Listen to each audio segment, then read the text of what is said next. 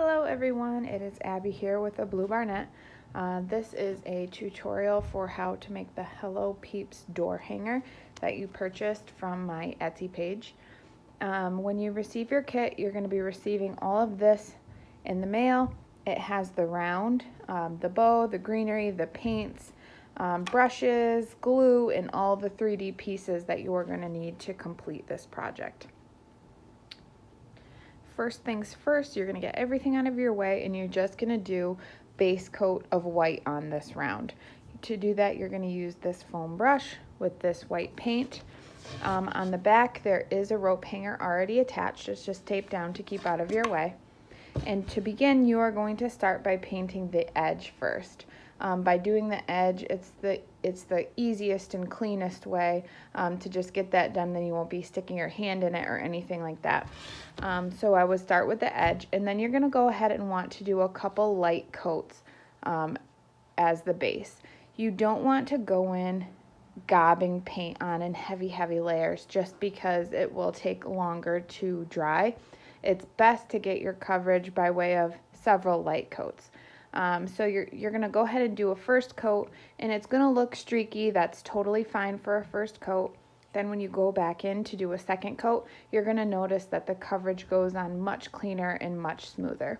So you can go ahead and get started with that. So when all your base coat is complete, you're just going to set this aside, and you are going to get your 3D piece cutouts in front of you. So when you're looking at these, there's typically a side that is cleaner and then typically a side that has charred marks on the back. So the parts that are charred, that is the back, and the clean side is the front. Just by using the clean side, it helps your paint go on nice and smooth, and you won't be able to see any of those charred marks through like the lighter colors.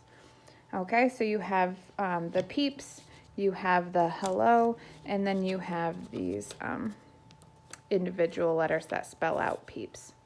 Okay, so then you're going to get this paint pot in front of you, and you're going to start by just doing these peeps. So you have a brush in front of you right here, and you are going to be using this brush to put the color on all of these peeps. Okay, so this is going to be a time-consuming step, so just take your time. Again, you don't want to just gob the paint on. You want to go about doing this in layers. So I would just suggest doing by starting, and this pod does go in order of how I painted my peeps. So I would start with the blue, paint one nice light coat of blue on the peeps, set that one aside, go on to the next one, rinse this out in a water cup, and then you can go on to the peach color and do one nice light coat. So you can do one coat on all of them. Then by the time you get to that last peep, you can go back and start a second coat. And everything should cover fine with a second coat, but that's totally up to you depending on the coverage that you like. Okay, so I would get started, and I will come back when that is complete. So after you've done 2 coats on the peeps, and I will say that depending on how this yellow one dries, I may actually go back and do a 3rd coat on that, just on that yellow one for some reason, but I am going to wait to see how it dries first. So until then, I'm going to set these guys aside, and I'm going to get these pieces in front of me. Then you have a pod filled with black paint. I'm actually going to dump that out onto a tray, and then I'm going to use this makeup sponge that you have to blot the color on this. It just will go a little bit faster than if you were to try to paint all these little pieces.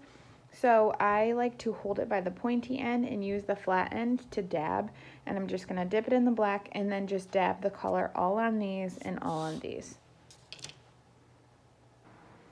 The black paint has very good coverage, so I did only need to do 1 coat of the black on the pieces. So now I'm going to get that board back in front of me, and I'm going to start placing these 3D cutouts on the board where I want them to go.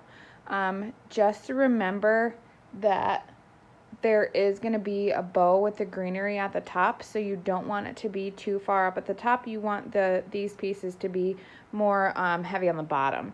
So this piece, for example, and the one on the end, they almost touch this edge. Okay, so before you start gluing, I would just get those pieces in place, and then once you are ready to glue, you do have a Q-tip, and then you have a paint pod labeled glue.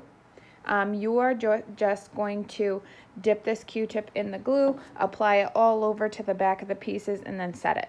So while this glue does dry clear, you want to make sure that when you set it, you're not moving it around, because it will leave like a smudged residue behind. Okay, so you can go ahead and do that.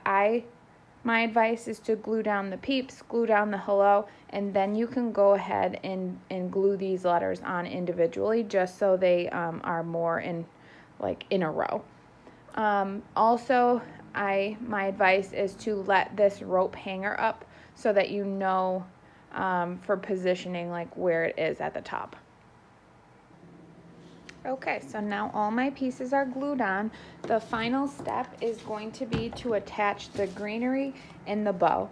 So I will say, with any of the DIY kits or the door hangers that you purchase, the bow is subject to change. So I'll always try to make it as similar as I can to the one that's in the photos.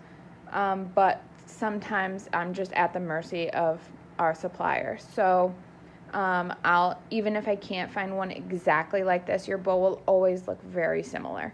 So anyway, depending on what you have in terms of materials, that's how you're going to attach this. My choice is always going to be a staple gun, but you could use a hot glue gun if you didn't have one. So I just take the greenery and I'll put it like this either way, and then I'll just put a couple staples and staple down these stems.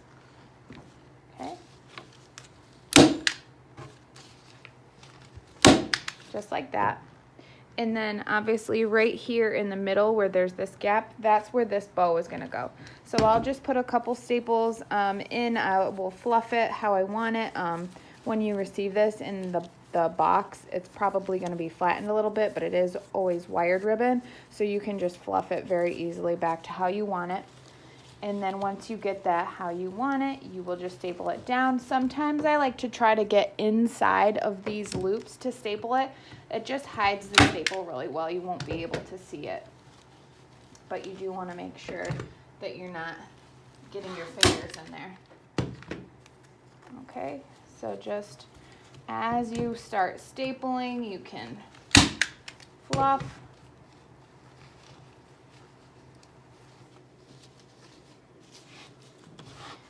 And there you have it. There is your finished project.